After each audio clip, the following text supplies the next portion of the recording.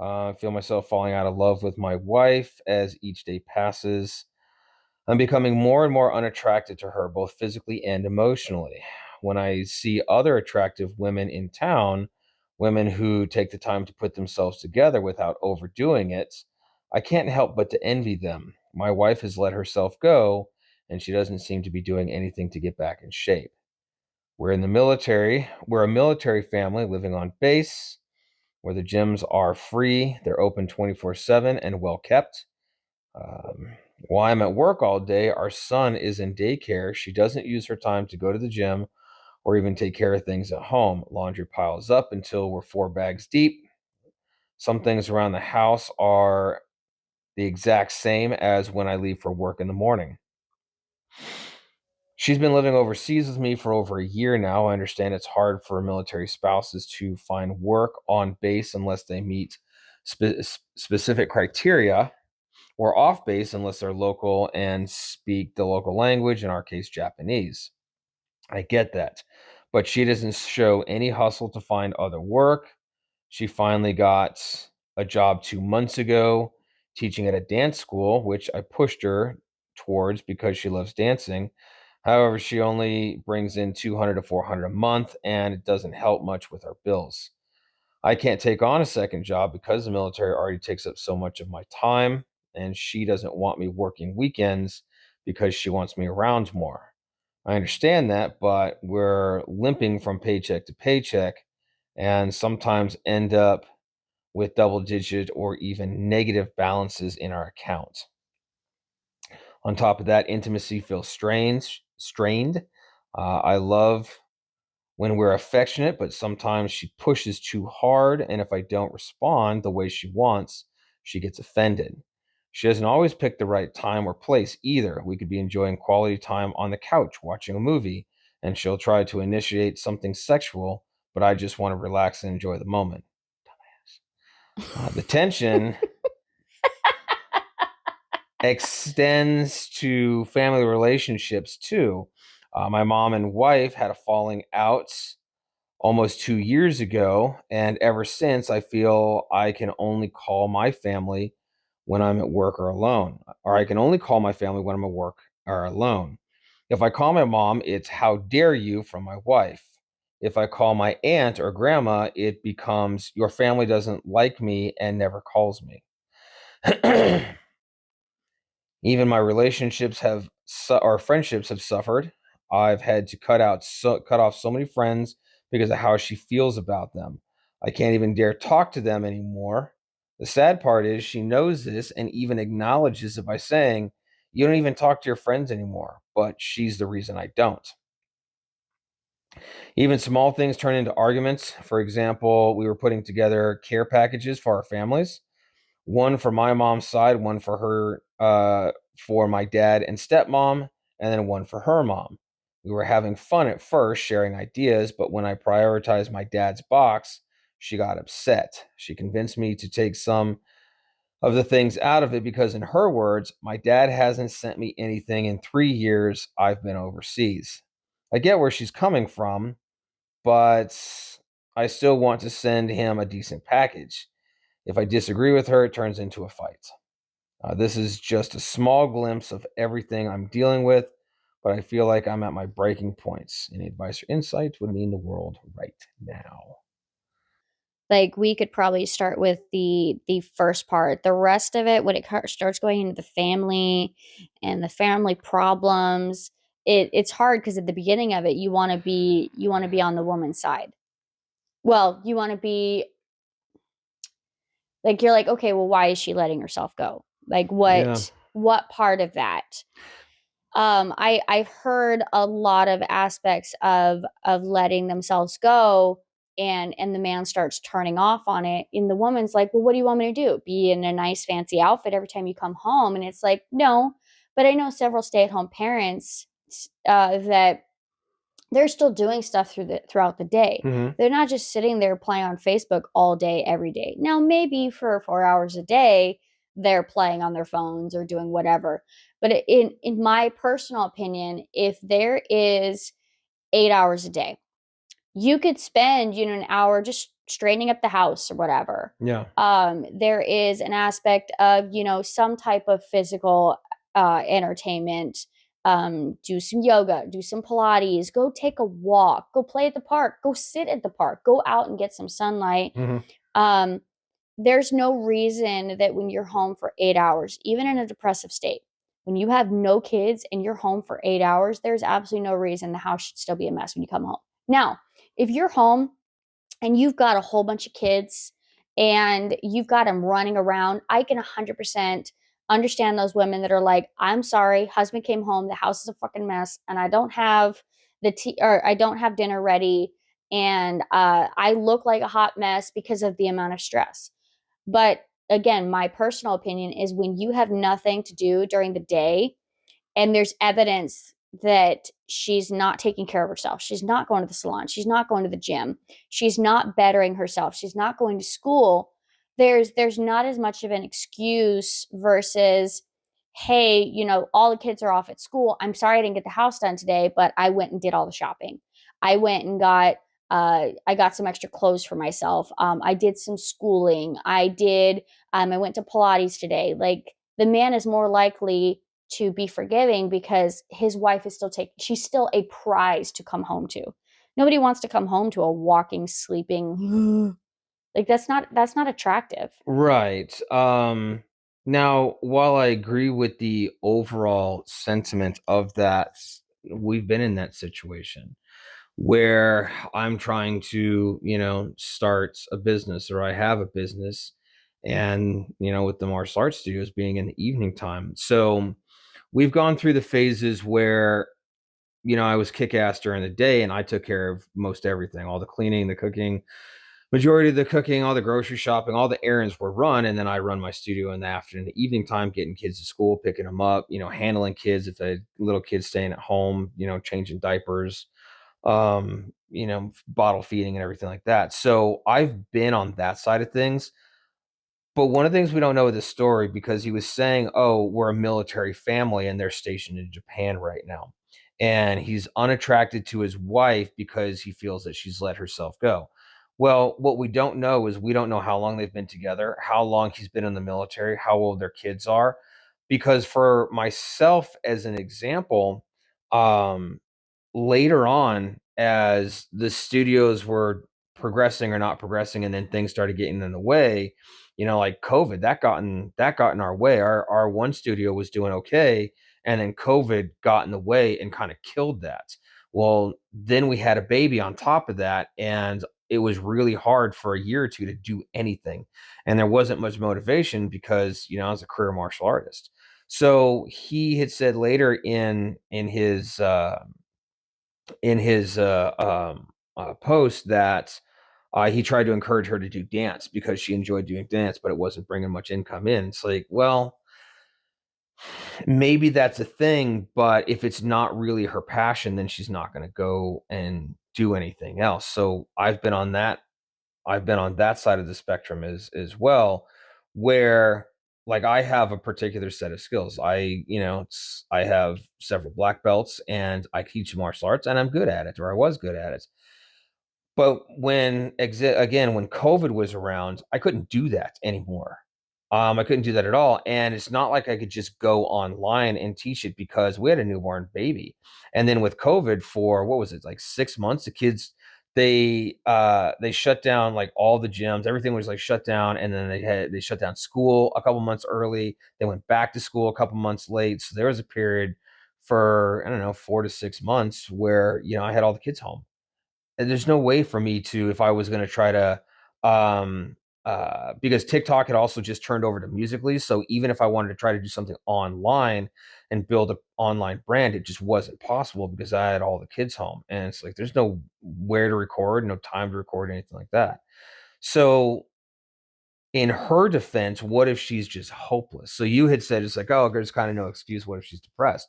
Well, no, that actually is not an excuse, but it's a reason. It's a reason to a point, yes, but in marriage, there is a level of there's a period where depression is, hey, you moved overseas, you're now on base, or subsidized housings. You have limited amount of ability to move around and do things. Mm-hmm. But there is a point where you have to make a choice to where, am I sitting in my sorrow as a wife? Am I sitting in my sorrow, or am I going to go do something about it? So if he's saying there's a gym opportunity, he's saying, hey, I'm trying to encourage her to go get some of these things and go do some of these things. Pick up a hobby. You could go and do something. But even if you are depressed, even if you're depressed, the aspect of going to take a shower and putting on your nicer outfit and maybe even trying to have dinner and clean up the house, you could be depressed 6 hours a day and take an hour or two to actually go be something. From what I've experienced is like, if I came home every single day and I was walking around in my pajamas when I worked from home for a year, and I'm walking around in my pajamas all day, and I hadn't gone 2-3 days without washing my hair and I look like a hot mess, you weren't exactly like like it wasn't Yeah. there. Men don't go after a woman just because they want to have intercourse. Yeah. Men marry women because they found somebody that was worth the marriage, Yeah. was worth that struggle and the strain that potentially was going to come with it. Men know that women aren't easy to be with. Mm-hmm. No man goes into marriage and goes, this one's going to be fun, because it depends on what mood we are on the week. But all of a sudden you get a year, 2-3 years after marriage, and he said that the child was in daycare. Yeah. So you're old enough. That tells me your minimum, 6 months is the average place that they won't take a baby. So you're minimum 6 months out. And yes, maybe there is depression. Well, he hasn't mentioned depression, which tells me they don't have communication. um you haven't asked her and got her to open up, and you guys aren't at that level of communication for you to be able to sit there and open up and ask her what is the problem.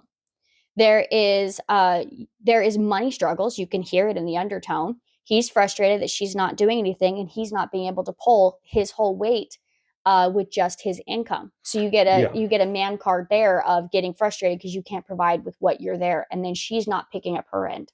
Well, yeah, he did say that later on in his post about, her trying to get a job. He's like bringing in 200 to 400 a month, and she doesn't want him to get a weekend job because she wants him home, and he can't do anything Monday through Friday because his responsibilities in the military already have eaten up all of that time. And they do. It's I mean, it's not necessarily a 40-hour work week. Do some MOSs try to make it a 40-hour work week? Yeah, they actually do.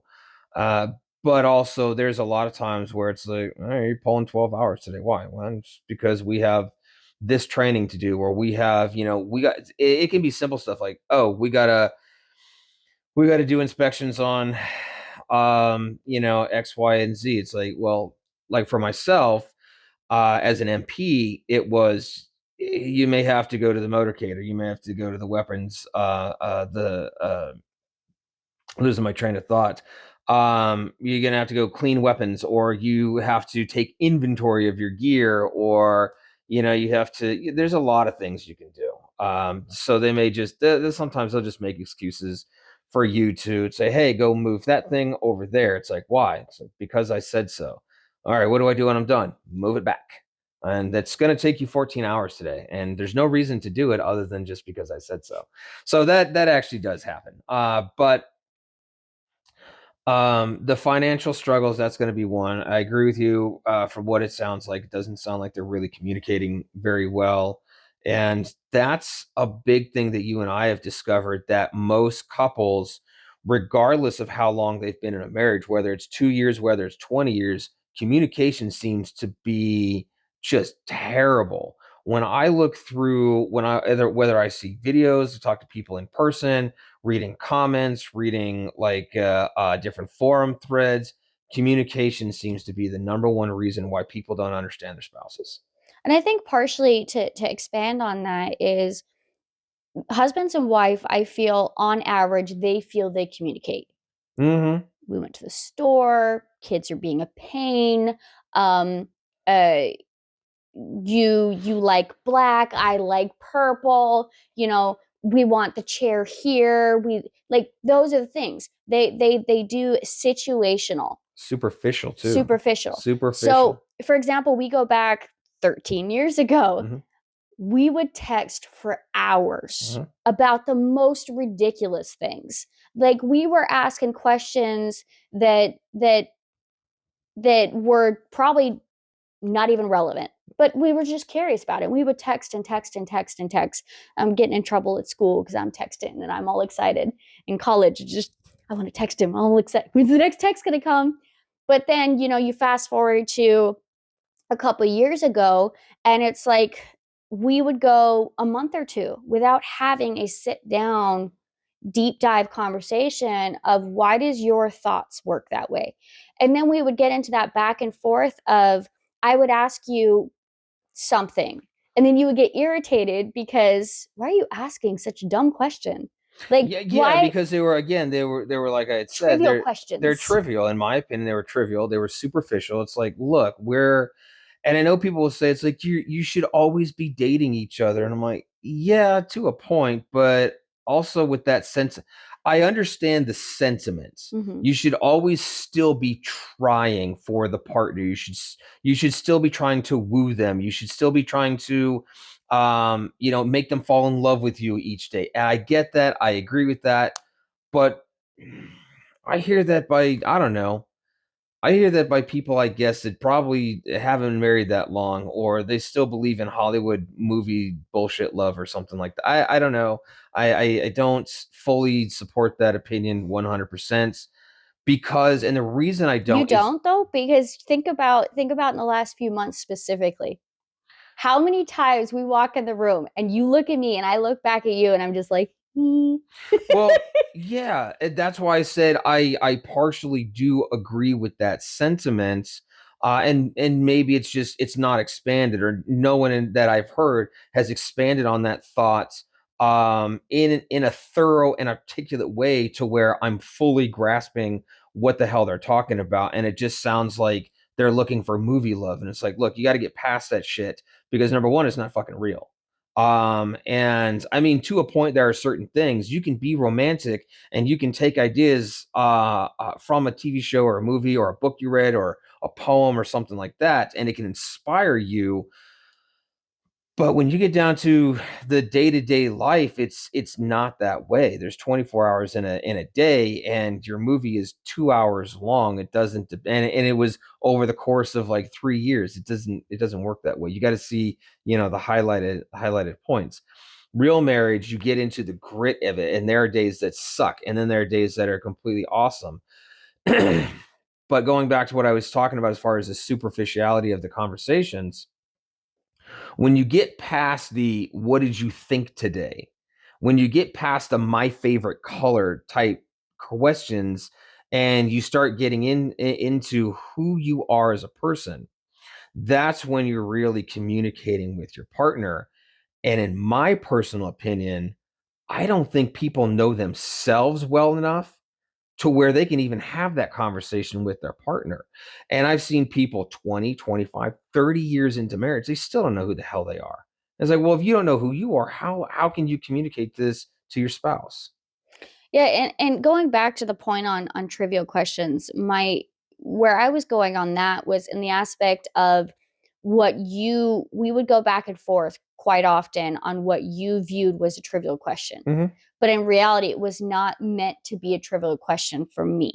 Sure. The way I was asking it and the way I was directing it um, was trying to understand you on a deeper level that made sense to me. But the instant aspect of when you would go, that's a trivial question. Leave that. Why are you asking stupid questions like that? It instantly would make me on the point of, well, that's not a safe place to ask him. That's apparently that's a dumb question, which kind of puts in a little bit of a self-conscious. Well, I'm asking stupid questions, and you start kind of questioning everything Right. that you want to talk about. So then you fast forward of how many years of that's a trivial question or that's a dumb question or don't ask things like that. So the woman starts getting in her own head of what is a safe conversation to have with you? How do we have a deeper intellectual conversation, which this is a legitimate question I have for why you tick. Because I've used this as an example before, is the woman will ask the man, it's a stupid idea, but the woman will ask the man, why do you stand like that when you go to the bathroom? I've never asked you that. That's just where my brain went. But in reality, the man's like, why the fuck does it matter? You're not peeing, so why do you care? Yeah. Well, the woman's looking at that, well, I want to make sure that the way I have the stuff in the bathroom is configured correctly so he doesn't kick it when he walks in. But when I'm asking you, why are you standing that way? Or some of these dudes that just piss on everything. But when I'm asking the way you're standing at that, you're legitimately, your man brain is legitimately looking at that going, that doesn't matter. Toilet pee now. Yes, doesn't matter. But in reality, us women, we are trying to make sure that we set things up, as long as, the woman that has the good heart for it, we're trying to make sure we set things up.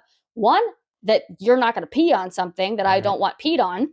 Two, that you're not going to have to kick something. I'm not going to put something in your way. So it gets that back and forth of the trivial things. Yeah. So, but after how many years, when we get shut down of what is considered a deep question, it starts kind of digging into it. So this whole point that you just brought up, I think is a it's a huge point that most relationships fail at. So what you had just said, this goes back to, who was it, the Dr. Emerson that we watched when we did his video course, and he was basically saying, women talk pink and hear pink and think pink and so on and so forth, and men talk blue and hear blue, and we need to talk purple, hear purple. Well, I mean, to a point, yet it's almost like, and I can envision this to where it's like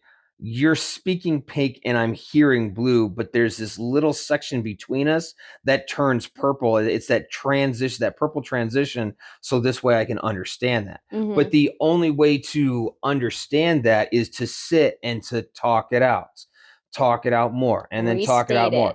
Talk it out ad nauseum, and then after you've beaten that horse to death, flip it over and do it again until you freaking understand each other. With the context to understand that the other person is not repeating it to annoy you, is not repeating it because they think you're stupid, is not repeating it because they think you're inept to understand it, but is like, okay, well, if I just said it one way, and you just heard it, and your eyebrows and your hearing and your entire energy was like, what the heck did you just say? Okay, well, apparently it didn't communicate right.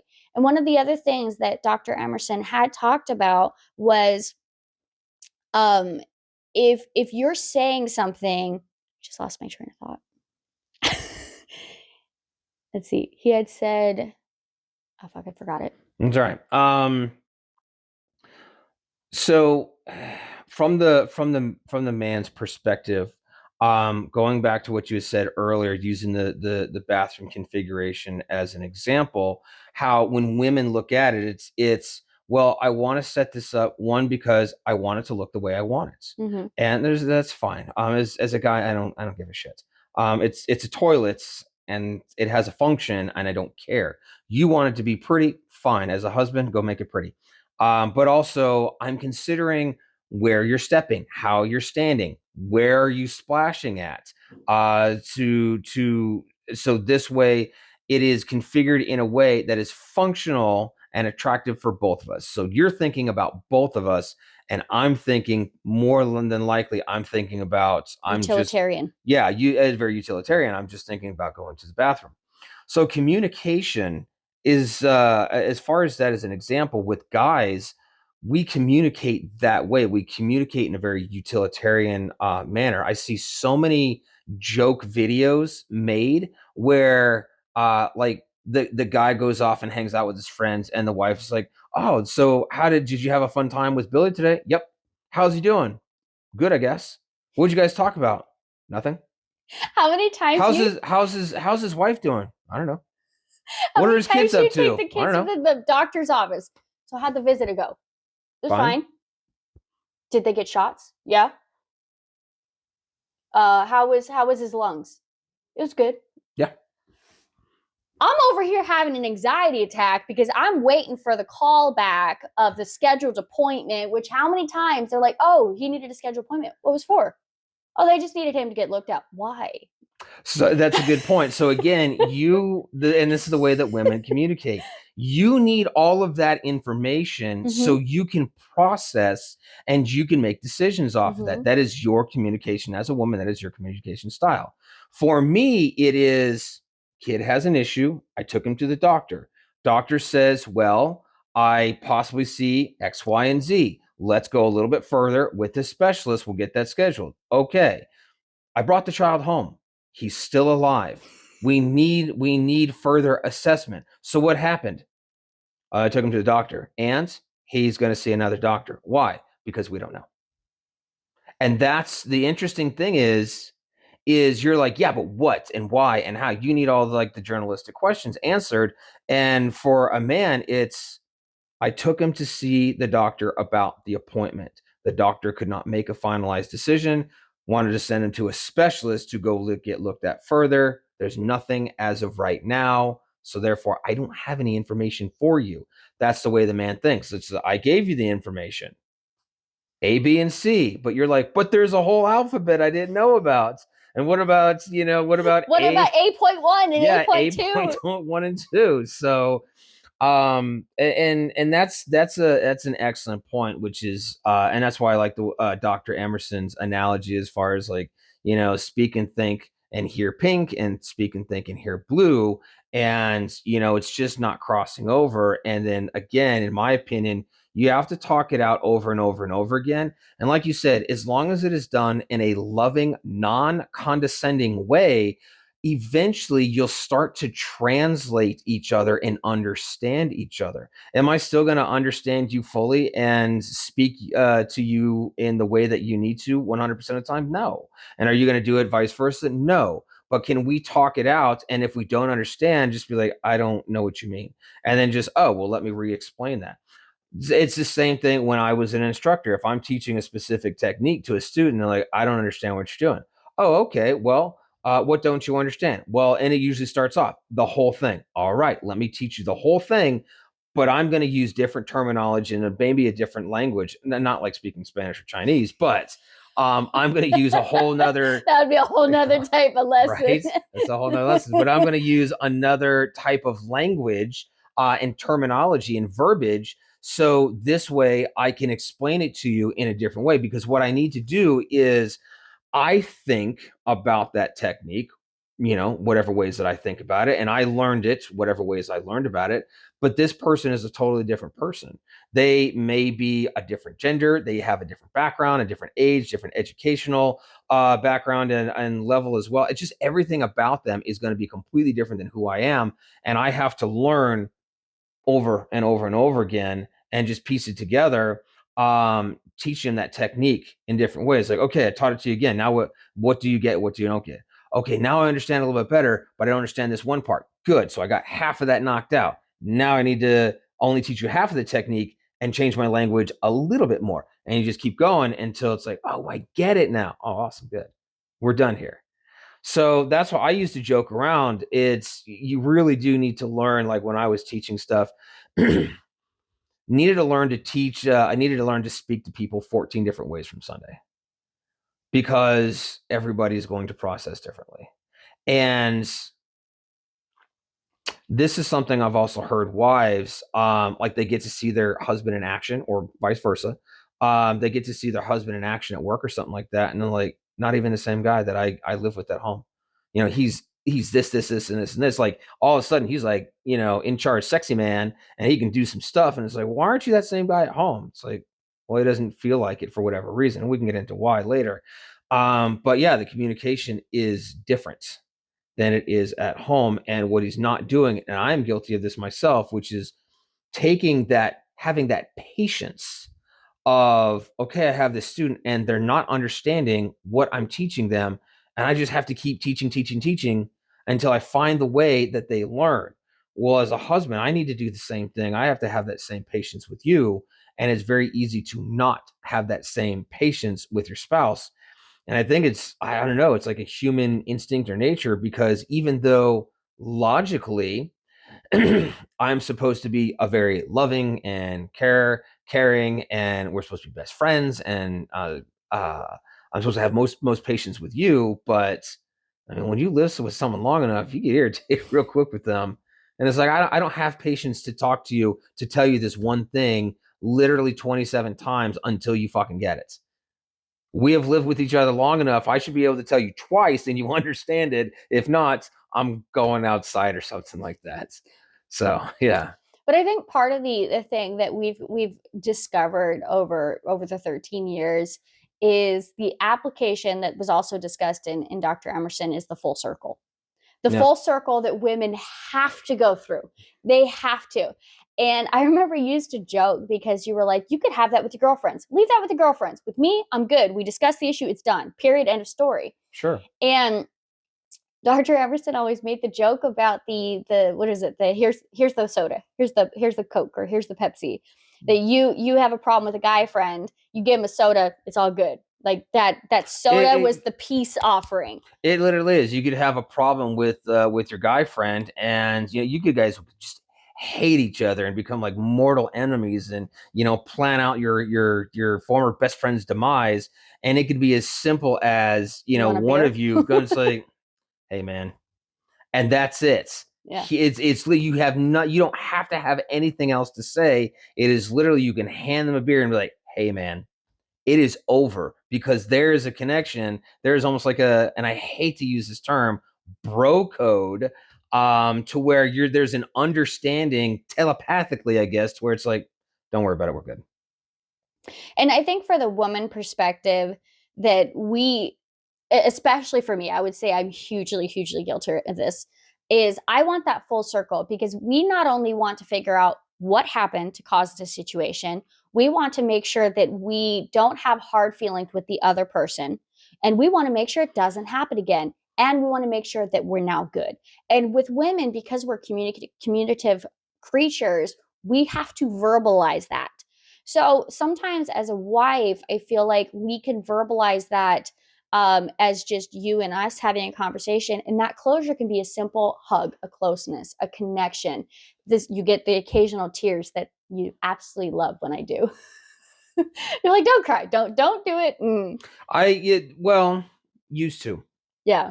That used to make me uncomfortable. And then I had to wake up one day and realize, it's that's you express your emotion, and by me being uncomfortable with you crying, that was me pushing you away, and I can't do that. So regardless of if we're in some type of argument or debate or whatever it is, and you become emotional, and I know you're different because you're not one of those women that do that to play victim. Yeah. If you were, I would have kicked your ass to the curb a long time ago, because that type of drama I can't fucking tolerate. But you're not that woman. So when I know that when you become emotional, it's like, oh, that's kind of that's that breaking point where it's like, okay, let's just take a pause, let's take a break, and let's just, not be in the moment, but let's, deal with this now. And So I would, whatever's going on over here, that it's done. yeah. Because now it's not you and I communicating anymore. It's not you and I trying to figure each other out. Now and it's not necessarily intentional, but there's a line that's been crossed, somehow, some way, to where now you just became emotional. It's like, okay, let's take a break. And because now, honestly, with you just getting emotional, it's just going to do damage. Well, also And I don't want to. sometimes with me getting emotional, it's also a release of we just broke another barrier. Yeah, there has been that. So it can depend. It can depend on the type of tears. And I know that sounds weird to some people, but it is. It's the type of tears.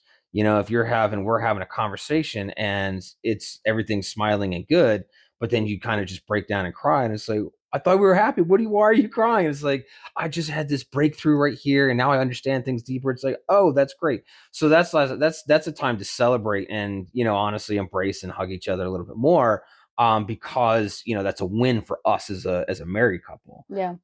But if we were just having a conversation like we are now, and we got onto, some strands, one topic, and it makes you emotional cry, it's like, okay, let's stop. Let's take a pause, and this is not good at this point. Well, I We're think not that's doing also anything from good. the woman's perspective, me verbalizing, if you're unsure and you're like, okay, we could be done, but it's something to the point of, no, I need to talk about this. I need to get it out. There's something that went raw, but it's an important part. And I think that's one thing, again, going even deeper on the communication, is what is this a stopping point? Is it a continue point? Is it a vulnerable point? Is it a, hey, you just need to pull me in more kind of thing? um, what exactly is going on there? But in the backing up slightly with the aspect of, playing victim for the tears, again, me not being the type, but I would say also, for a woman who's playing victim for the tears, why is she playing victim for that tears? Is there a deeper part of that needs to be discovered on why she feels the need to pull victim on that? Did someone not care about her tears growing up, and now she felt like, hey, if I throw the waterworks in my relationship, someone will actually care? Could be So I that. don't think any woman that has a good heart to her and just happens to, play victim for the tears, I would behoove, anybody that sits there and, as a spouse, is like, dig deeper on why those tears are there, because maybe she feels that that's the only way she's going to get attention from her husband. Well, yeah, I mean, it can be, she's got some type of trauma from her past that she has to deal with. So it could be something, unfortunately, from a negative past, to where, like you just said, it's like, well, I didn't get any attention growing up or something like that. And so, her parents were neglectful, and maybe she was missing a parent or something because they took off. And so throughout high school, to get people's attention, she played the victim, and it just went on from there. Or maybe she grew up a spoiled brat. And she realized from a young age, so if I throw some tears in there and some little whine here and there, it's like my parents will shut me up, and they'll get me things, they'll do things for me, they'll buy me things. So she continued that on through relationships and into a marriage or something like that. So, But you could also view that as a type of, uh, not abuse, neglect as well. When someone basically is allowed to bawl their eyes out every single time they want something, and the parents just give in, for me, that sets a precipice that the parents would rather just give the child everything they want, rather than sit down and create healthy boundaries for themselves. mhm. How many times we've had arguments with our kids because, the teenager wants all of mom's attention, and or the 5-year old who wants to sit here and, live on mommy and daddy's lap, and we're like, no, it's mommy and daddy time. Like, Mhm. we have to prioritize that time over anything. Yeah. Like, we love our children, we give significant amount of time for them, but eventually they will leave, Mhm. and we have to be strong so we can teach them how to, expect to be treated in the Yeah, it's future. there's a lot there. I mean, there's the parenting. If you make your kids your whole identity, I mean, you don't really have one yourself. So, I mean, your kids can end up. I've seen it to where your kids end up relying on you too much, to where when they grow up, they can't do crap for themselves, and they're always calling mom and dad to fix everything for them. It can lead to, once, when the kids are everything and the spouses don't act like spouses to each other, and then the kids eventually grow up and they leave, well, now the spouse has got nothing to do, and they don't know how to talk to each other. It's like, oh wow, we've been married 25, 30 years, and the last kid just moved out for college or the military, or just because, and we've always been parents. Like, you forgot to be married, Right. and that's your whole identity. So now, even though you've been married 25, 30 years, you guys are almost equal to when you first started dating. You don't know each other anymore. because you guys are parents, and now you're still parents, yes, forever, uh, but you're not anymore. It's not your full-time gig anymore, and you got to go figure out how to be a spouse now, and that's not easy to do. So Well, on that same note, though, if we go back to the original forum that we were talking about, that same situation, again, they didn't specify how old the son was, but if they have one kid, and let's say he's 3 years old and in daycare, they've been at the base. I think you said that they were 1 year at the base or something like that. I don't recall. I don't think it said a specific date. It just said that they were in Japan and had been there for a while. So let's say 2 years or something like that, just for a round number. So he's been in childcare for 2 years. She's been stay at home mom. She's at a base. She has no friends. She has no job that makes her happy. In that post, they didn't say much about her family or her closeness with her family. So you have this woman who has no friends, moved to Japan, has a child at daycare, only has the one kid. Her desperation for her husband to not have a job on the weekend tells me she's lonely and she misses him and she has nobody else. It's a possibility, They're because not. if you remember, sorry to cut you off, later in the post, it had talked about when they're putting care package together, Mhm. and he has a mom who he puts a care package for, and then his dad and stepmom who he puts a care package for, and then they put one for her mom only. Didn't mention any other, step parents or spouses or anything like that. And then on top of that, towards the end of that particular story, he had said he had friends that he doesn't even talk to anymore, because all she ever did was complain about his friends. So he alienated them. Mhm. And then she complains later. It's like, well, you never go hang out with your friends. And his response was, you're the reason why I don't hang out with my friends. So I think that does, there's just a good theory of what you're having, which is she's possibly lonely, because if she complains about his parents, because she complained about putting care packages together for his mom and his dad, because they're separates, and only her mom, and it turned into a big issue. And then the friends thing, maybe you're right, maybe she doesn't have any friends and she's lonely and she doesn't know how to deal with it, and she just wants her husband around all the time. But also, like he said in the beginning of it, I don't want to be around all the time. I'm not attracted to my wife, because all she does is sit around on her butt all day long. Yeah. So from what I hear, I also hear the post was only mentioned about his mother-in-law. So what I hear by the dynamic conversation is I hear that she's not close with her mom. I hear that she's upset because she was close with her mother-in-law and now her mother-in-law isn't happy with her anymore.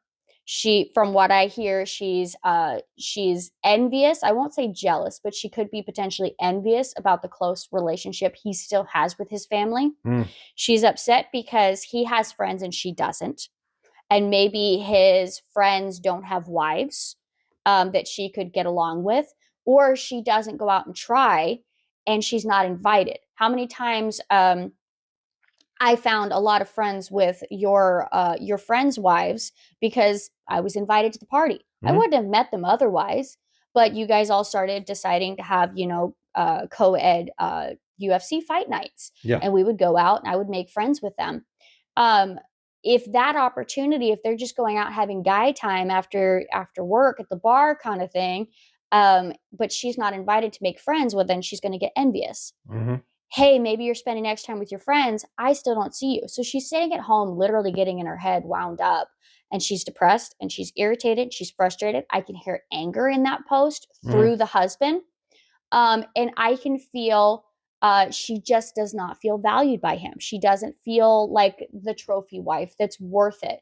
And Hmm. if he's not coming home and digging into the why of why she's like this, Yeah. then all he's going to see is the grumpy wife, the nagging wife, the obsessed and clingy wife, Yeah. the lazy wife, Hmm. the not doing stuff for herself. And then on top of that, she can't even help contribute extra financially. Yeah, and that is a problem with men. Number one, as we had discussed, that is a communication problem with men, because it a lot of times is very black and white. And then on top of that, he's in the military.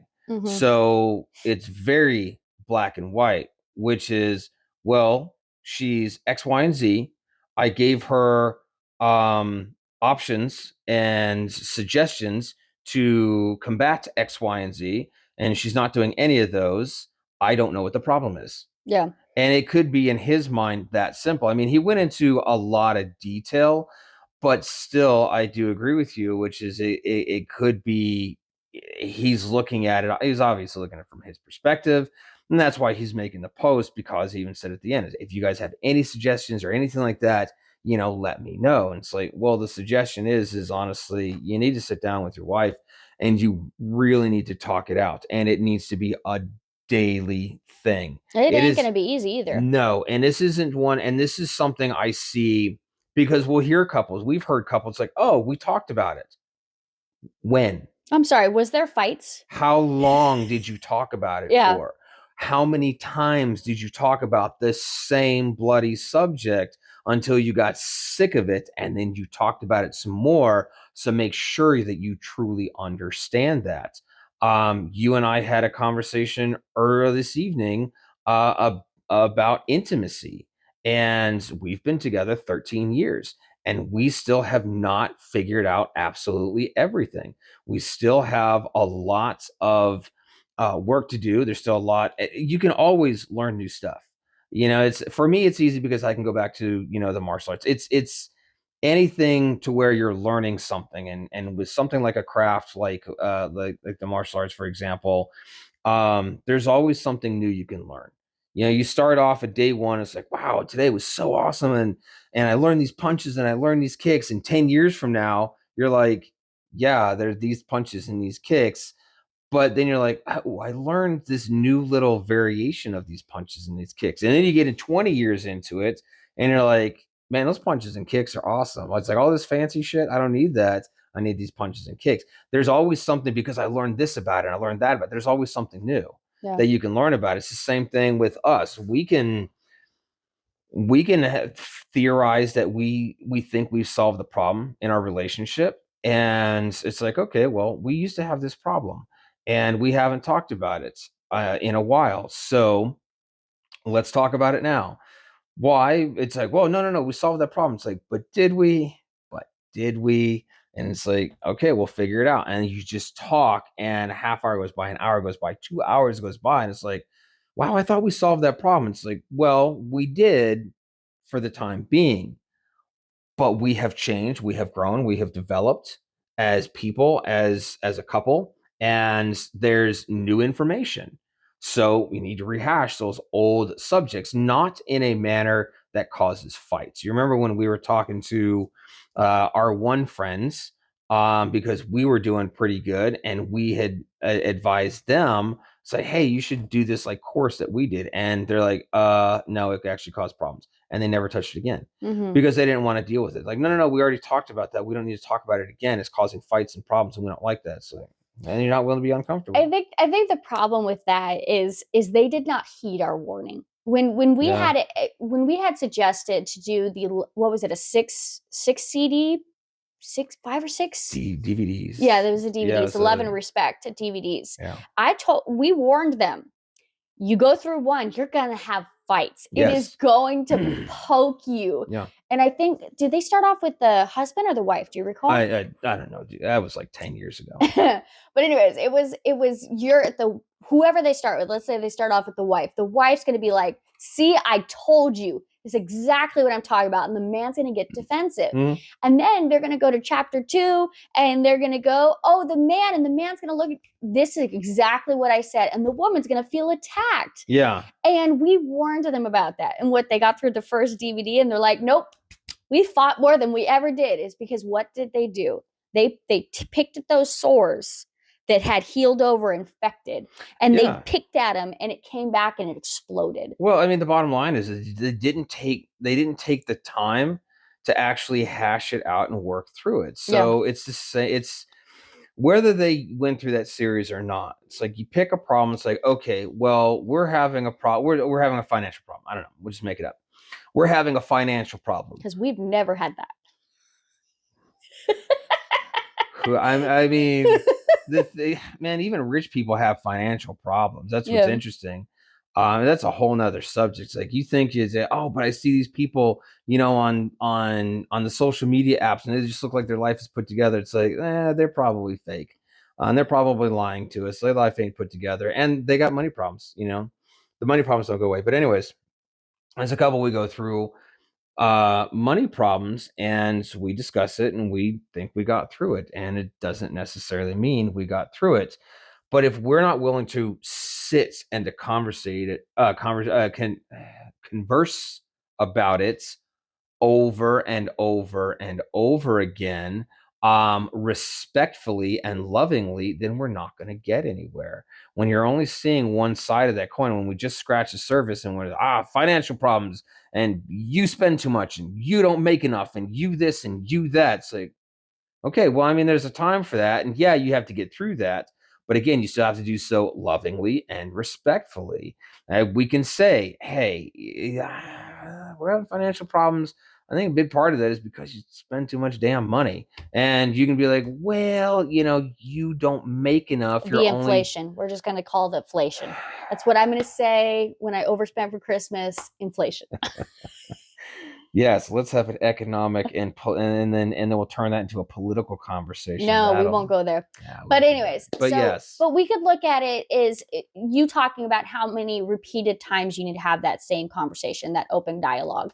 We go back to way back when we were first dating. We were broke, like broke. No, we were not broke. We were straight up poor. Yeah. So, but then we fast forward to we had gone up and our income had gone up. And then I got to the one job where we making the most I've ever made. And we were spending, we were finally comfortable. And too comfortable. And then for my mental health, I had to decrease my income. Mm-hmm. But what happened? We were still used to that spending. We had developed a lifestyle that we did not change. Yeah. And then so we made a choice. We decreased my income. And we went, and then we had to close a business, and we're still spending. And then I had to come to you and be like, I'm blowing our budget. And you probably saw the look on my face of how uncomfortable that was for me to come up to you and be like, I know I'm blowing our budget. Yeah. And I'm not okay with it. And I don't know how to stop. At that point in time, you could have easily gone really frustrated. Like, we just had a closed business. We're hemorrhaging money. You cut your job and you made a lot less money. You could have come at me. But you decided to sit down and I forget who said this. Someone had said that you're not the problem. I'm not the problem. The problem is the problem. And I cannot remember who said that to me, but it was one of the posts that Facebook likes to feed me of encouraging stuff. And that is stuck in my head because I was not the problem. You were not the problem. The problem was our inflow did not match our outflow. Mm-hmm. And when we respectfully address that with each other, I don't feel attacked for my faults, what I view as my faults. And then I'm not upset for you for not supporting me when I come to you with an admission. Yeah. Yeah. And that's a huge variable in people's relationships, which it is. It's really easy when there is a problem, and then you start taking that problem and assessing blame to that problem. It's our human nature. We're going to do it. We've done it in the past. We probably still do it to this day, but we have to recognize the problem is a problem. And is the problem really that bad? I mean, do we still have a roof over our head? Did we get to eat today? Is everybody healthy? Then I guess the problem ain't that freaking bad. I think one thing that's gotten good for us is we're still figuring it out. We're not perfect. Is figuring out how to defuse the other person. One thing I've noticed with you that I have slowly been trying to figure out is when you are on your high stress mode, didn't sleep well, you're in pain, you're having a rough day, the kids are getting under your skin. How do I come at you and defuse you so that you can hear me? Because I think when you're in your high modes of stress, of frustration, overload, Callahan's are here and it's just chaos everywhere. That I need to be able to diffuse you for you to hear me. Show me your boobies. I can't do that downstairs in front of our kids. Just walk around like, hi. Tell them to look away. Cover your eyes, kids. That's not always the healthiest way. For you. It helps my mental health. Fine. Roll them up. No. So, yeah, it is. It's trying to do that. For honestly, you guys, you and the kids. I mean, to a point, I can diffuse you guys easy. Yeah, you give us hugs. Mhm. For the most part. There are some days where you're just like, Tristan, go away. What? No, I mean, if you guys are having an emotional episode, and you guys, and I can see the stress, and because as a dad, it's like I don't want to see you guys. I don't like seeing you guys cry. Not because I don't want to see you cry. Like, I can't take that. It's I don't want to see you guys cry. Well, we're also, in my opinion, me and the two girls, we're very strong-willed, not independent. I wouldn't say independent, but we're very stubborn, strong-willed women. So we are not. Maybe the oldest one in me. We don't cry as easy unless literally you're at an emotional overload. Like I'm done. I can't handle anymore. Management, come home, kids are crying. I know the bills are negative, this, that, and other. It's just one of those like stressors. And I just want to come home and be a wife. So your hug diffuses my stress and puts me back into more of the submissive wife, take care of me. And that's something honestly I would recommend to, and I hear and see a lot of men not doing that. A lot of men don't hug. Well, they don't know. I don't think they understand the psychological how medicinal it is. Yeah. And it's like, look, how often do you talk to your guy friends and like, hey, how much did your dad hug you? Oh, we're all Gen Xers. None of doesn't know. And the thing of it is like, so the one friends, the brothers, their dad was he was infantry. He was a Marine in Vietnam. Now he's a nice guy. But I mean, growing up, remember, we've been friends. I mean, we're almost 50 years old, and we've been friends since we were in high school. So, our dads are different. Their dad was a little bit rougher than my dad, but even my other friends, his dad didn't serve in anything, and his dad was still rough too because he's a boomer too. And it's just the generation where you don't really get pats on the back, you don't get attaboys and good jobs, and you just go with that. But the times have changed to where I recognize that I have to. I don't necessarily. I don't have. You don't have to give up, being a tough guy or being a man in any way, shape, or form because you show your family some freaking affection. And that's one of the things that I don't know. I see some of these douchebag dudes, they don't, because they got this. I don't know what the hell it is. It's almost like they're you look at our son. It's like I drink beer and watch football on Sunday, and I go to work like a man on Monday. It's like, yeah, you can do that, and you can still hug your freaking son because he's a child and he needs love. Yeah. I mean, yeah, you can toughen him up. There's nothing wrong with that. I toughen my kid up. We spar and wrestle and we do stuff. But I mean, I hug that boy whenever he needs it. I can tell when he is emotionally, on high, and say, hey, come here and calm down. And that is the protector part of being a freaking father and a husband. Yeah. You're protecting them mentally and emotionally from the outside forces of society or from themselves. Man, when I look at these fucking cell phones and social media and the amount of content that we are subjecting ourselves to as human beings at any age. Now, me being a little bit older and having grown up through the generations and watching this stuff develop all the way back since Atari or something like that, I feel that I can honestly, I've been conditioned to handle a little bit better. But when you take these, these babies now and you give them a damn iPad or you give them a cell phone because you're trying to keep them quiet so you can get stuff done, you're doing your kid a disservice. They're not getting anything. And there's, oh, they're on educational app. No, the fuck they're not. They're not on a damn educational app. They ain't learning a fucking thing. Shut up. I just don't believe it because we've done those educational apps. And just because they're teaching colors and letters and numbers and ABCs and shapes and shit like that doesn't mean your kid's getting educated. It doesn't matter if, the little cartoon character on there is teaching them colors and shapes, or it's some video game of like a race car or something like that, like Mario Kart or what. I don't know video games that well because I absolutely hate them. But it doesn't, going back to, I'm getting off topic, it doesn't take anything away from you as a man to actually show love and affection towards your kids. And I am a little bit on the rougher side. I get that. I am turning into a grumpy old man. Right? Right? No. But I still have a a a young hot wife who wants to be hugged and she wants to be kissed, and I have daughters. What am I teaching my daughters if I don't ever hold your hand?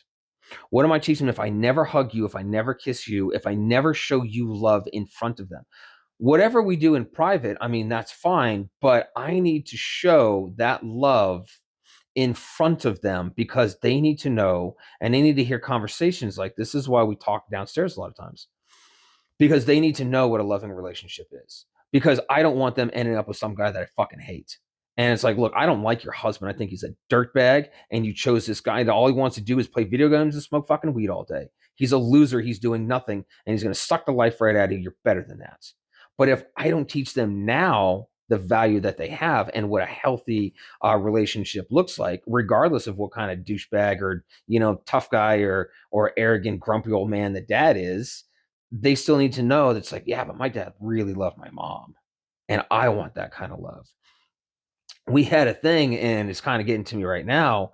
About a month ago, we were standing in the kitchen, like before you went to work. And it's just a moment I'll never forget, because I was giving you a hug and a kiss and telling you how much I loved you and appreciated you. And the teenager walked out getting ready for school, and you were about to take her school. And she's like, "Aw, I want that." That right there, that's what I want. That's what I want. That's what I want for my girls. I want, even though they're going to struggle in a relationship, and I know this, and they're going to call me and I'm like, Dad, my husband or my boyfriend, blah, blah, blah, blah, blah, or Mom, my husband or my boyfriend, blah, blah, blah. It's like, yeah, you're going to have issues still. It's Mm-hmm. like, but does he love you? And does he show you he loves you? That's what I need them. And then for my sons, which the oldest one, he's doing pretty okay.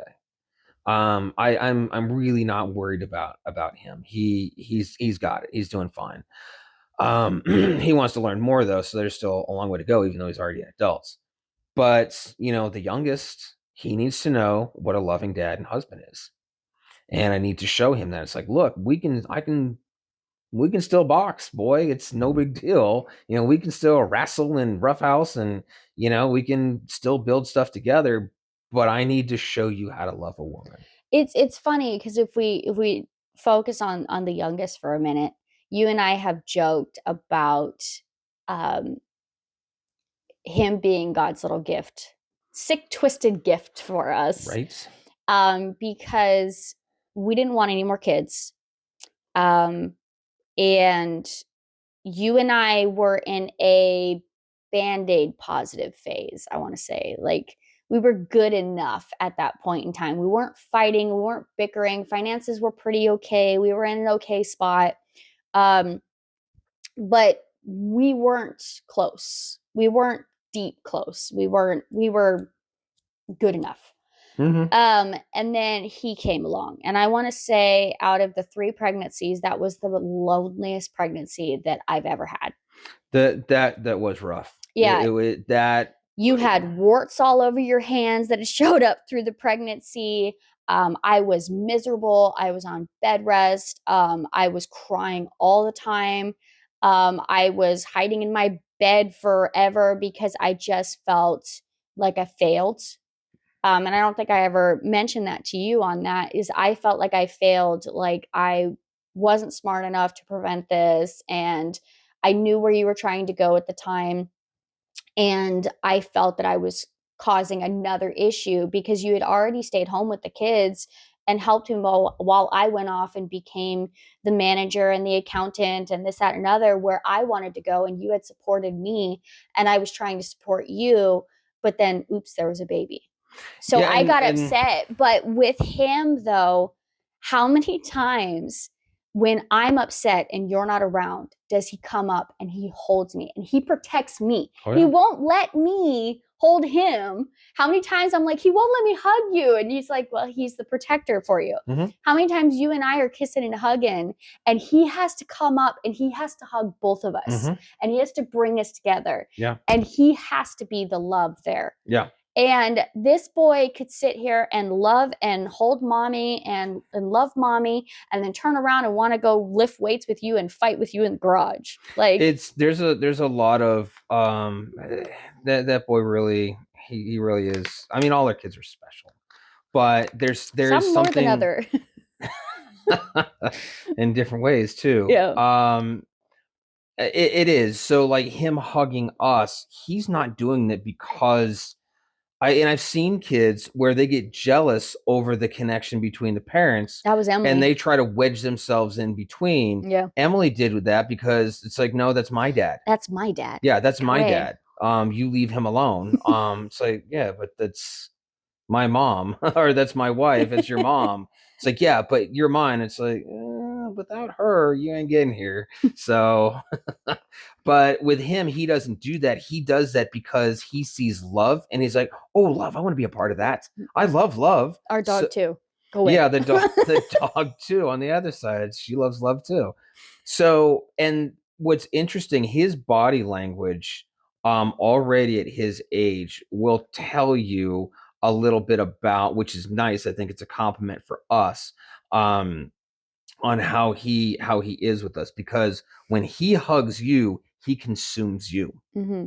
When he hugs me, I hug him, and I don't mean like, hey, come here, give me a hug. It's, hey, is that, it's like, he gives me a hug. He allows me to consume him. But what was it? A So month after he was born, all of your warts went away from the stress? yeah, because they were all stressful. It was really weird. It's like I don't have anything now, and then with the pregnancy, I started popping out all these like stress warts on my hand, and I'm like, what the? I'm turning into like a witch or something like that. Like, ugh.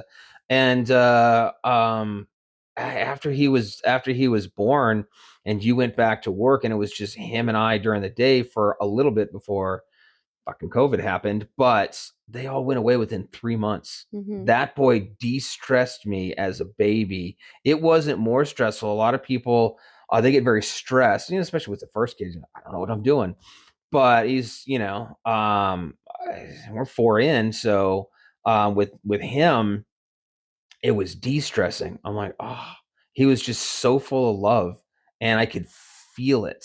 Yeah. That to where it was de-stressed, and yeah, all those little stress warts on my hands, they all went away within like 3 months. It's crazy. And it's nice because I'm sure you can uh, relate to this as well, is you're, as a parent, you're giving and you're giving and you're giving, and especially you as the father and the head of the house, is you're giving to the kids, you're giving to me, and you have nothing to recharge you. And um what I've started noticing lately is with the teenager especially, if I can work with her and try and get her to understand the respect that we've been focusing so much, because I think I think a lot of times from what we've seen in all of our studies is there's this love, love, love, love, love that's always preached about, not understanding men don't recharge off of love. Mm-mm. You guys are like, I'll give you guys love. Sure. I understand. I conceptually understand, but your recharge is not love. Your recharge is respect. Mm-hmm. And I think sometimes I work really closely with the teenager because she is oldest, and honestly, she's a powerhouse of energy as well in the household. And I don't mean like hyper energy, like like source energy, like the way she can change energy of the household. Mm-hmm. So I'm trying to work with her a lot as far as, we can have the open communication, but it needs to be respectful. Yeah. Because if she and I notice it when her and I are a team and we collectively ensure that you are getting the respect that you need, I see a little bit of that recharge there. Maybe not as much as ideally you would want. Yeah. But it also doesn't tear it down as well. And then there's the middle children and the young one that likes to destroy the house that, counters that respect. But we go about that on a different day. Well, I mean, that's part of their age. Mm-hmm. And we think our kids are unique and extra, energetic or special or destructive or something. Then when you start talking to other parents, it's like, oh, my kid's worse. Like, well, that's no way. And it's like, oh yeah, and they start telling stories like, holy crap, I guess our kids aren't that bad. I guess I we're think doing pretty okay. if your kids are pains in the butts, I think that shows something you as a parent, because you're finding the issues for your kids being a pain in the butt. Well, they're a pain in the butt because we do have expectations. They're pains because I mean they're kids. They're going to be rebellious, and we have very strong-willed kids who want to be independent No from idea us. why they're that strong-willed. And it's a little bit of a compliment that our kids to a point frustrate us because we're trying. Mm-hmm. And that's something that I see, especially when we talk to the teenager, and she tells us about other parents, and it's not unique to just her friends. It's because she's a very social butterfly and she meets a lot of people and a lot of friends, makes a lot of friends really easy. And it's like, okay, well, it's just your group of people. And then when you find out, no, well, these parents are just fucking lazy, is what they are, and they don't give a shit, and they're not really putting the effort into their kids because they're focused on themselves. I wouldn't 100% say they don't give a shit. What I Well, would nothing's 100%, Well, but more specifically, is you and I have had, again, more deep conversations about this, is the generation that's coming up. How many times that you and I sat down and were like, we are lost. The amount of um, hunting you have to do on social media to offset these kids, the parental controls that you have to put to try and catch up with the amount of technology these kids have, the amount of drugs that are being flooded into these schools that teachers can't keep up with Mhm. because of the amount of kids in the classroom, how big the schools are. One of the things I had talked to about the with the administration is during COVID, they had kids that they had to start stealing their hoodies because of the manufacturers were creating abilities for these kids to smoke vape in school and not have any plumes of smoke coming out. So when you and I were kids, we were too worried about whether the antlers worked on our TVs. Like we had corded phones that you had to choke somebody across the kitchen for, or did your cordless phone last long enough, kind of thing, were your parents on the Yeah. other line. But Yeah, now you've got digital on your fingertips, oh, yeah. where kids can literally like send a text message and meet up in the middle of the night for something that So in defense, to play devil's advocate to myself, yes, I will say parenting today is way freaking harder because just as the vape is an example, discussing as we have with teachers and counselors and principals and vice principals, because we try to stay connected to the school as much as possible. And these administrators like, oh, I've been an administrator for like 10 years, 15 years, 25 years. And like it's gotten worse and worse and worse. And it's really gotten bad the last decade. Um, I remember, going to high school, I was in the 90s, in the early mid 90s. And yeah, there were kids who still smoked cigarettes, but it wasn't like as much it is now. you couldn't So light one up in the middle of the classroom. no, and that's what these You'd have kids to are go off on doing. lunch I mean, somewhere. they're doing stuff like and then blowing it into their own hoodie. And it's like, number one, you're fucking bold for even doing that.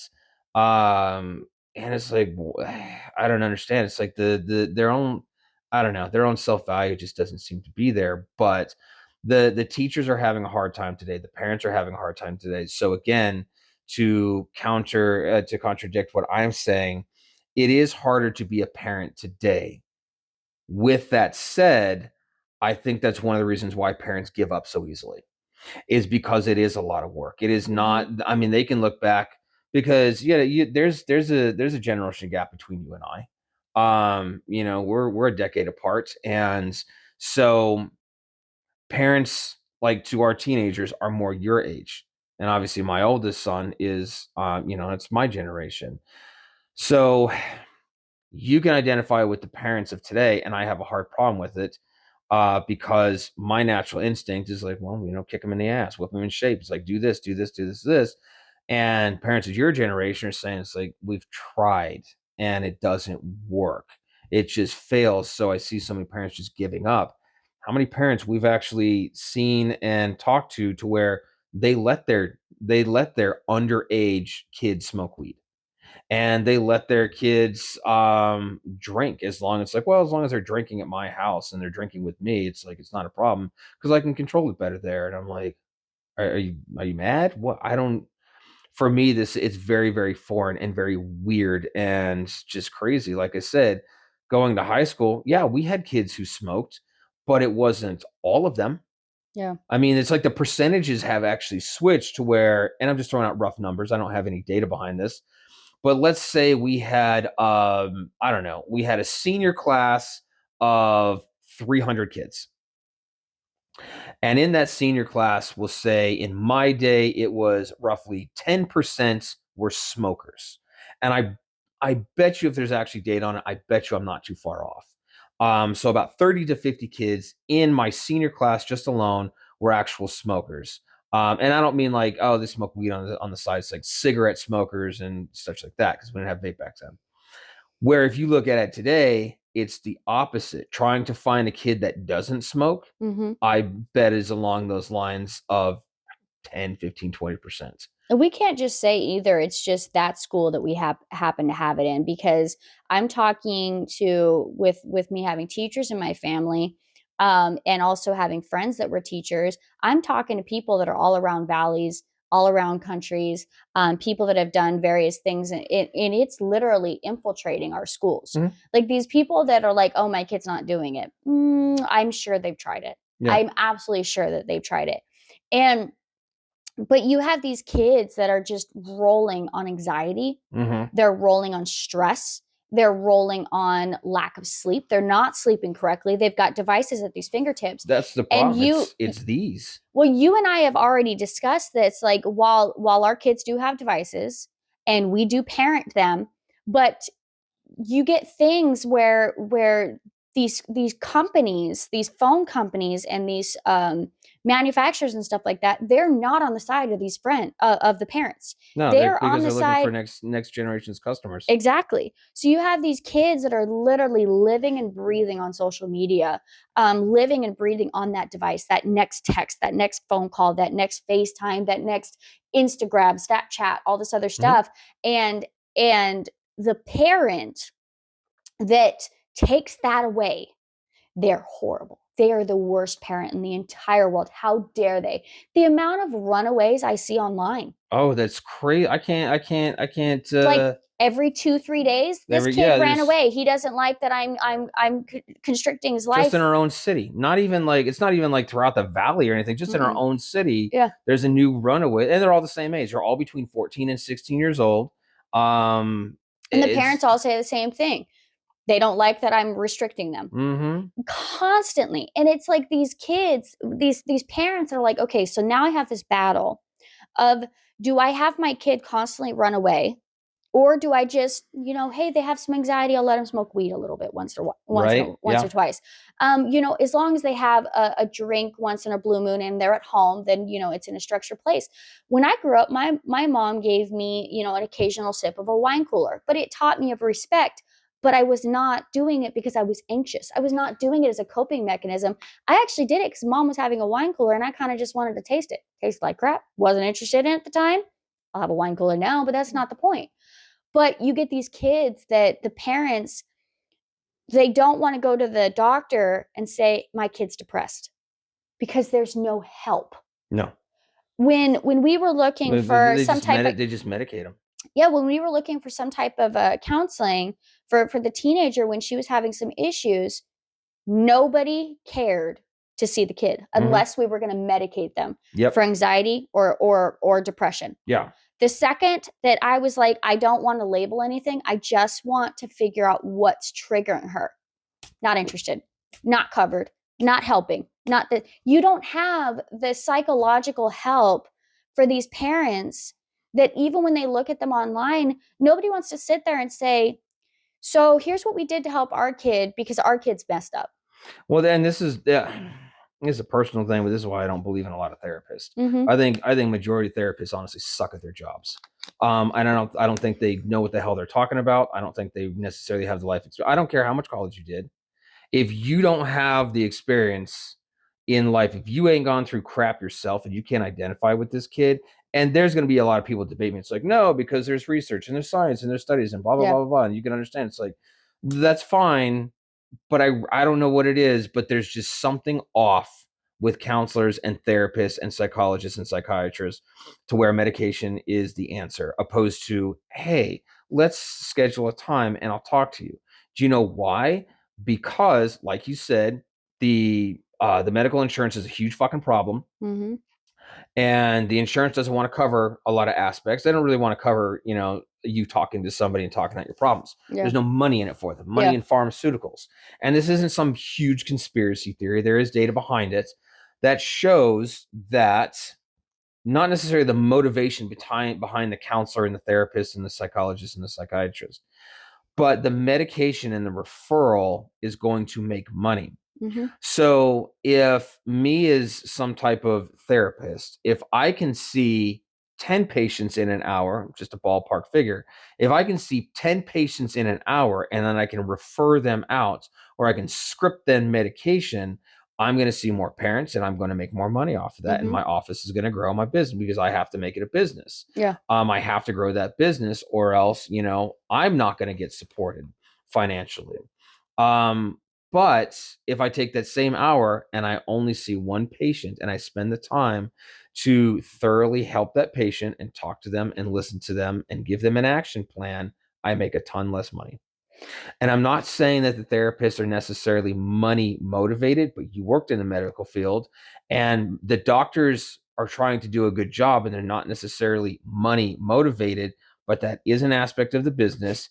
And it is also easier to have those pharmaceutical companies come in and kind of take some of the pressure off, if you will, of the doctors. Well, it's also in the current age that we live in where when I was in the medical field, there would be countless doctors that would just give the diabetes medications, the antidepressant medications, versus sitting down and talking to them. Look, when's the last time you went to the gym? When is the last time that you watched your diet? When is the last time that you got out and walked? Now, I'm not saying being overweight is 100% your issue because everybody has different hormones and different levels. But you and I have done significant amount of studies about what the connection is between sunlight, vitamin D, activity, the endorphins in your body, and this, that, and another. So if you're not taking care of yourself, when you're sitting down in the doctor's office and the doctor's like, so tell me about your life. And you're like, I'm depressed. I don't go places. I don't do anything. I have no friends. Well, they're like, oh, well, you must be depressed. So here's some medication that should help you get a little better. In reality, it should be, okay, well, here's an action plan. Let's try and get you feeling better. How are we going to feel you better? But we slightly go back to the teenage level. You and I have had conversations because we worked really, really hard to find just a counselor, psychologist, something like that, so that we could get some just answers as parents. Like, we're trying to talk to our teenager. We're at a communication impasse. Can you just help us? Yeah. And it was great. But what actually ended up being fantastic was when we took her to a school that had counselors on, because we had counselors. I don't know if you used your counselor, but I used mine. They were my best friend in high Fuck school. my counselors, dude.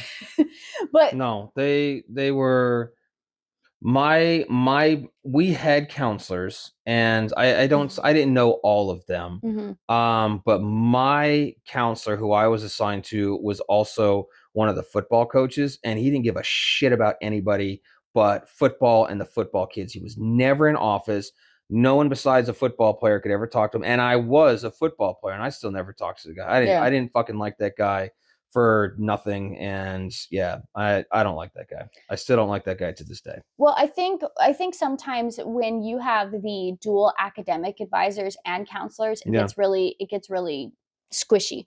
But mine was a dual, but she did help me out a lot to talk to me with some of the issues I had, but I don't think that was her primary job source. But the counselor that my oldest has at her school is specific. Her background is in psychology for these kids. Mm-hmm. And experience in foster care and abuse and this, that, and another. And her whole being able to have a counselor on campus for when she spirals, I think is huge and honestly not talked about enough for the parents of how many times we know she's having a bad day and we message counselor like she's not okay. We try to talk to her, she won't break for us. And then the counselor will go and talk to her, and by the time she comes home, she's open enough to tell us what was going on. Well, we're also fortunate in that our kids do not go to a traditional public school. Yeah. We were able to find a charter school that is a lot smaller. I mean, our school is the size of most average high school's graduating class, and our school is 6th grade all the way to 12th. So you take the average high school, like the high school down the street, their senior class is bigger than our entire school. I don't know. My graduating class was 800 people, so That's why I said it's bigger. The public school is bigger, not the private school, not the charter school that we're at. Okay. So we're able to they're putting experts in place to help the kids because they have a different philosophy and a different idea. The average public school sucks balls. They don't have don't have the resources. That's another. I don't think they're 100%. I think they have the resources, and this kind of gets in a little bit of the back and forth on it. I think they have the resources. They're not allocating the resources. No. But we go dig deep into the business plan of the public school system. Yeah, and that's and where the misspending of that. That's where you and I are different because we can look at the average high school as a business model and be like, look, Well, it we should could be a come in. business model, but because it's a publicly Yeah, but it's funded, run by teachers is the problem. it's not just that. It's It is that. because it's a publicly ran business. It does not have to account for their funding and what they spend in the same way that a corporate public a private business does. Private business, you have to account for all your income and your expenses, line by line, whatever. But when you are a government run facility, you just basically have to make sure you spend that money. They're not really paying attention to what they spend it for. They're not really paying attention to whether that budget was right or wrong. They wrote a budget and maybe they overspend it because they borrowed from something else. So that's why I said money. teachers are the problem when it comes to the money. Well, the administration up at the top's not always teachers, is what I was saying. They pretend to be. A lot of them like, oh, I was a librarian. It's like, you ain't no fucking teacher. Shut the hell up. I am, I don't know. I'm a little bit more bullish on that. And I'm not trying to crap on teachers because the real teachers, the ones who are in the classrooms, grinding it out, trying to teach our kids, trying to make a positive impact. No, I don't give them, I'm not saying, oh, well, screw them. They're the problem. It is the administration. And it's usually the administration who, like I said, they pretend to be teachers. They were a teacher once before, and then they got into administration. It's like, well, I had to change. And there's always going to be some reasoning, some excuse. And from my perspective as a business owner, it's you took on that role. You went from employee to manager is what you did, and you don't actually have qualifications for a manager, and you don't have the education. And I don't give a well, I taught a business class. Like, I don't give a shit. You've never run a business, then you don't know what you're talking about. You don't understand finance. You don't understand the accounting, and it's over your head. Yeah. So I don't and there's a whole. I know I sound like I'm chipping. I'm just going from one point to the next. And it doesn't make sense because there's a whole thought process in my head. The administrators of our public schools suck at their jobs. They are not qualified to run their schools. they don't have a specific accounting department most of the time. And that is a huge, huge problem because, like you said, if they were running it like a corporation, well, at your corporation, you have an accounting. Oh, wait, you are the accounting team. So you have to account for the dollars. And then you have your partner, who the other manager, and she's in charge of finance. Schools don't have that. Government programs don't have that. And that is a huge problem. They kind of just let whoever is in administration handle it. And those people are unqualified. And then they start abusing their power because they turn into fucking politicians, is what they do. And then they start abusing their power and they start they do exactly what the government's doing. I'm not saying that they're intentionally turning into politicians, but they do exactly what politicians are doing, which is, well, I'm just going to take a little over here. And, oh, well, I had this thing, so I'm just going to borrow a little bit from here. We'll pay it back later. Never going to get paid back, by the way. And then they just end up in this holes. And it's like, well, I got to pay for all these things. And now I don't have enough money. So now I got to go back to the government and I got to ask for more money. Well, I They would just say, never it just never ends, and they end up spending it on the wrong things. They hemorrhage money on a regular basis. Their budgets are never tight, so they're not getting things like counselors, like proper counselors, not just some jackass with a 2-year fucking certificate from a community college. And if people have that, it's like, I'm not, being mean, but you are unqualified to counsel my kid. You are unqualified. You don't have the life experience. You're probably 23 years old. You got a 2-year degree or certificate. You're unqualified. Sorry, not sorry. well, I would Okay. say like a normal, here's how you kind of want to do your life thing. But when you're dealing with somebody for a high school counselor, say, you've got kids You should that be over 30. You should that probably have are been married, probably have kids, probably have a bachelor's or a master's degree. Now there becomes a problem itself because now you got a master's degree, but your public school can't afford to hire you and pay you properly, and that sucks too. So we're not getting qualified people because the government's involved and they suck at paying people. well, what And I then on was top of that, sorry, I'm sorry to cut you off. It's going on a rant here. It's like not only counselors. That's one of the reasons we don't have fucking school resource officers in our schools.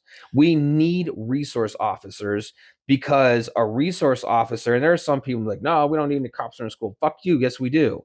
We need resource officers in our school because those resource officers do more than the average person thinks. They are detectives while they're there. They are the ones trying to figure out, all right, where are these drugs coming from? Where are these problems coming from? Where is this coming from? And they are figuring out. They're talking to people. They're also trying to encourage our kids to do something better with their lives, besides just be a loser stoner all their life or something like that. On top of that, in my opinion, and I'm a little bit more pro police, depending on the particular individual, but they're building a positive, or should be building a positive relationship with people who serve our community, like law enforcement. We have such a negative, but I can also understand, when you have how many, what, a million cops throughout the country, and the news is going to focus on, it's like, oh, well, these 50 guys, they did bad things to these people. So that ain't all of them. So they're building a positive relationship on top of that. But they're not going to pay for that. Instead, they'd rather, I don't know what the hell they're paying for. well, I want to step back for a second and say, Get first off off, my soapbox there. little bit. Nice. You good now? You good? I'm good. So I want to clarify on a few things. Is I know the general aspect of how accounting is done in a government business. I have Mm-hmm. not worked at the public school system to see the administration. Now, working for the state, I know there is a accounting team at the administration for the school systems. I know they have accountants in the school system. I know they have hired ones. I know they have proper office staffs. Now, the problem that starts becoming as far as the budgets on why the money doesn't have the trickle down effect is because administration becomes such a dominant cost for what the district allocates for expenditures. So you end up having, let's say, a $300 million budget for the district, but maybe 100 million of it is freaking administration, because they need to make sure that all their T's are crossed, their I's are dotted. They're handling, they have the accounting team, you got the executives, you got all these other stuff, and you have this huge amount of expenditure up at the top. I can't speak for how those money is being spent, but I do know that it is a bloated budget. Now you have the trickle down to the offices. Again, they do still have accountants and clerks and stuff like that in the schools as well that accounts for these. Most of the time, it's more like the bookstore and those types of things, that they do have some type of qualifications to be able to do that. But you end up having, for example, our local district that we had, they had a big call and everyone voted in to have resource officers come back in the school. Mm-hmm. But what people didn't realize when they made that vote was that was the cost of all the counselors that were helping out with the IEPs and the 504s and the additional funding that were helping for these emotional issues, with kids I know that have autism and learning disabilities. They got less resources at the cost of the resource officers. Sure. Because in reality, they didn't say, oh, hey, we're going to increase this tax so we can get resource officers. What really, they gave us a tax for resource officers because the resource officers made more than the counselors. Now, and if I'm wrong on any of this, that's fine. I don't have a problem being wrong. I'm always fine being re-educated. But it goes back to what you just said. Trickle down, trickle down, trickle down. So now where we get into the classroom with the teachers, and they got to ask us, the parents, like, hey, we're kind of out of paper. Because they're broke. Yeah, they're broke. So it goes The back fact to that the where people did that it are start from? educating our future children make no damn money. The qualified ones. Yeah. The ones that, like, the people that I know firsthand that have doctorate degrees and master's degrees, and they're making $30,000 and $40,000 a year, $50,000. Are you kidding me? I'm on their side, and I think it's ridiculous. That's why it goes back to my problem is the administration. It's these fuckers up here. So they should have a resource officer or two, depending on the size of the high school.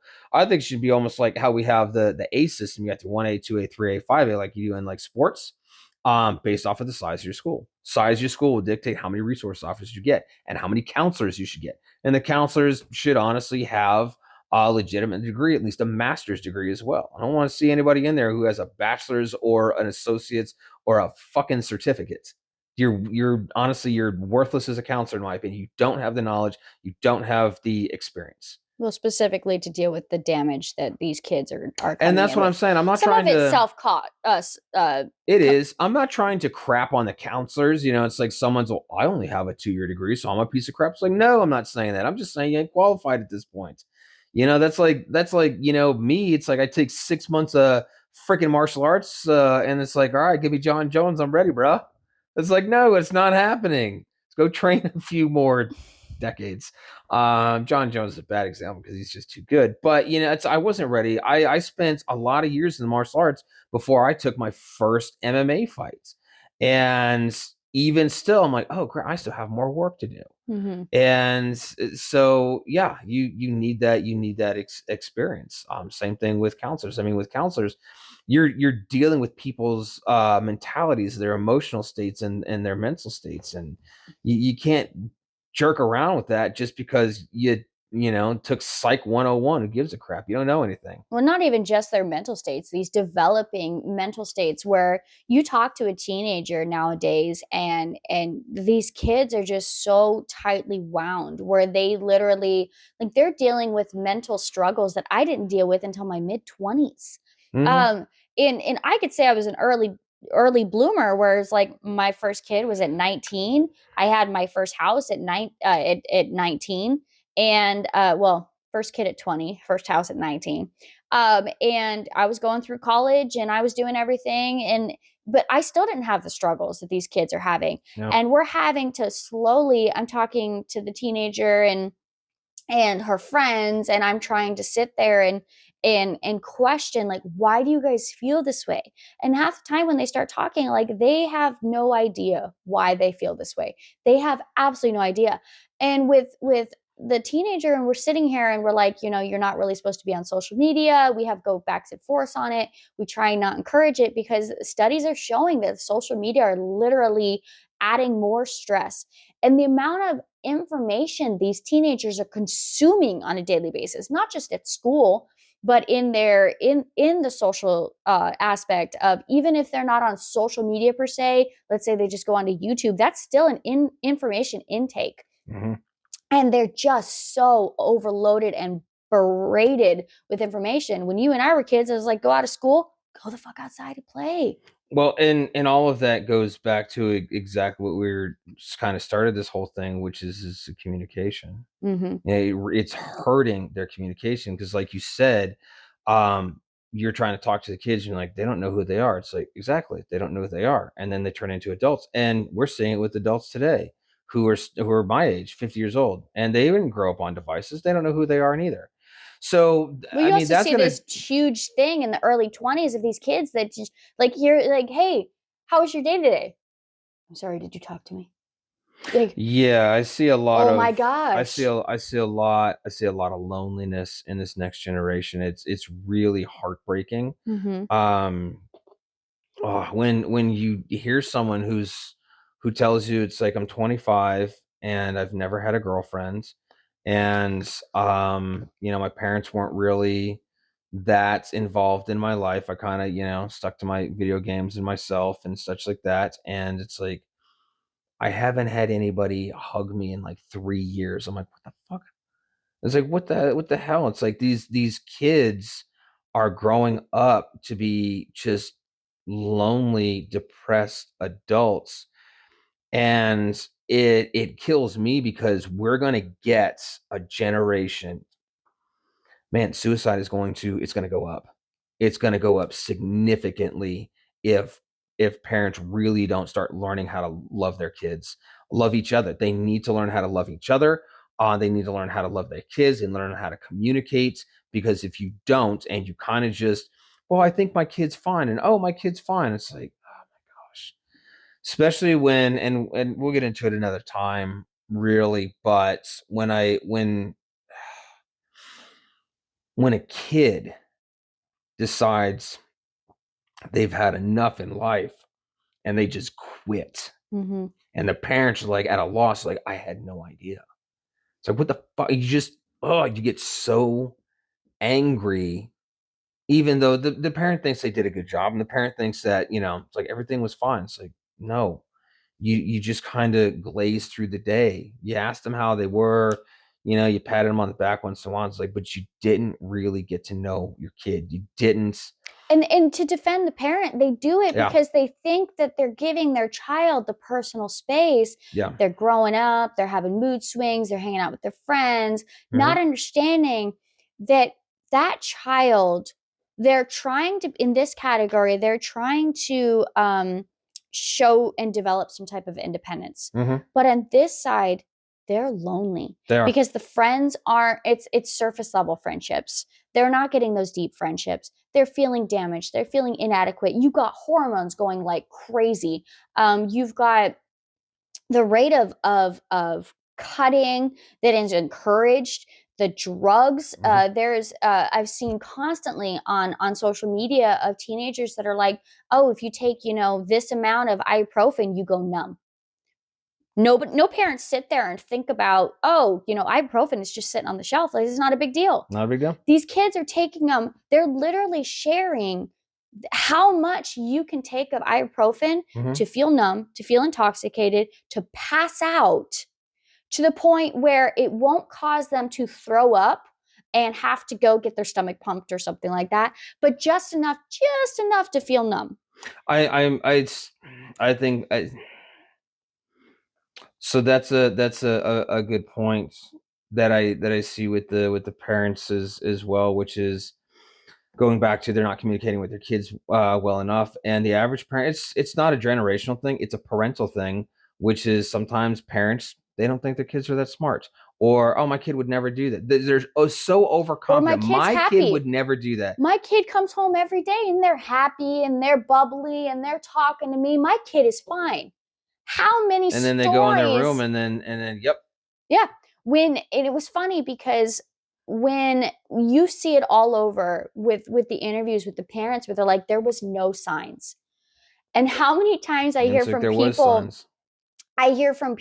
my friends, my daughter's friends, and they're like, wow, your mom's in your business. Your mom's kind of annoying. Why is your mom all open your face? I will literally run in a room, and you've seen me do it, where I run in and I'm like on my daughter's bed, like just, I'm in your business. Yeah. Hi, child. And she just gives me this side eye, like, what the fuck are you doing? I'm like, I'm loving you today. Yes. And because it gets me in her business when she wasn't expecting, she wasn't prepared for it. I know exactly what her raw emotion is. And I know that there's arguments back and forth on parents of, that's their personal space, leave them alone. I don't ever go in their room. It's scary in there because we all know teenagers are gross.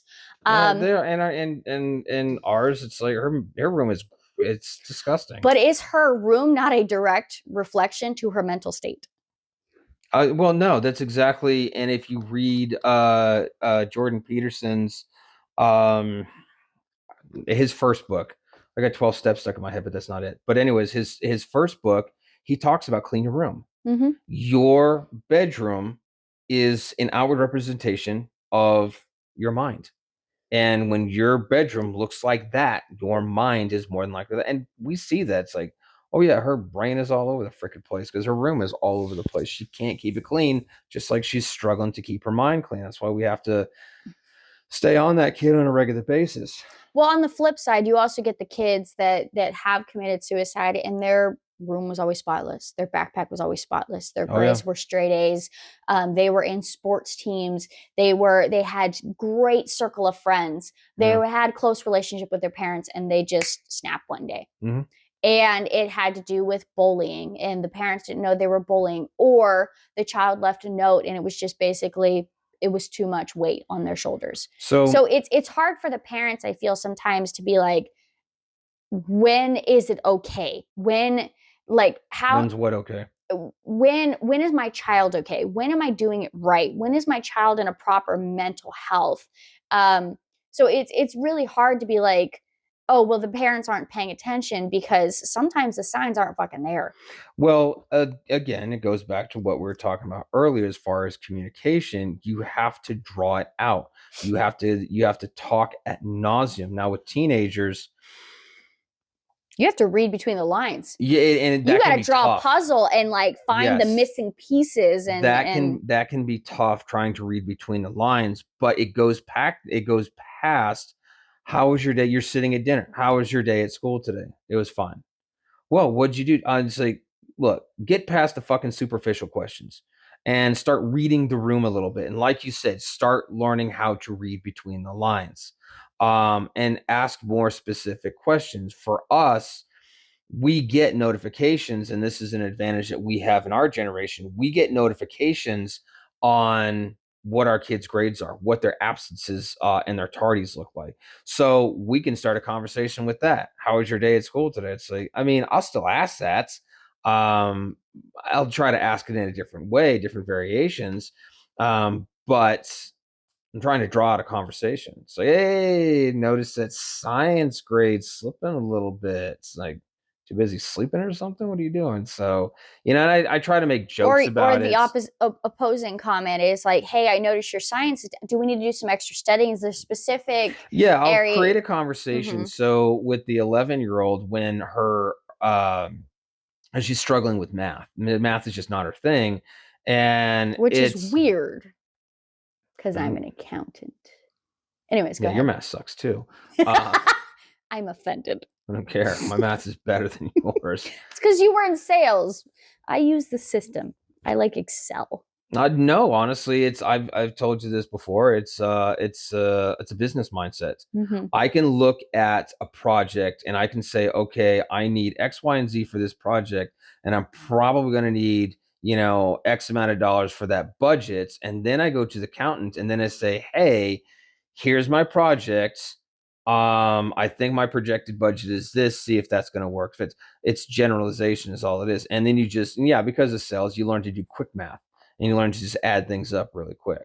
Meanwhile, So I'm over here, the accountant, 3,557 and 27 cents. And you're yeah, like, so 3,500? yeah, No, 35.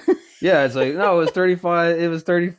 17.27. It's You like, had $17 left over. You under budgeted for it, yeah, it's like, sir. okay, well, 35. All right, so, add another $100 on there, add another $50 on there. I don't give a crap.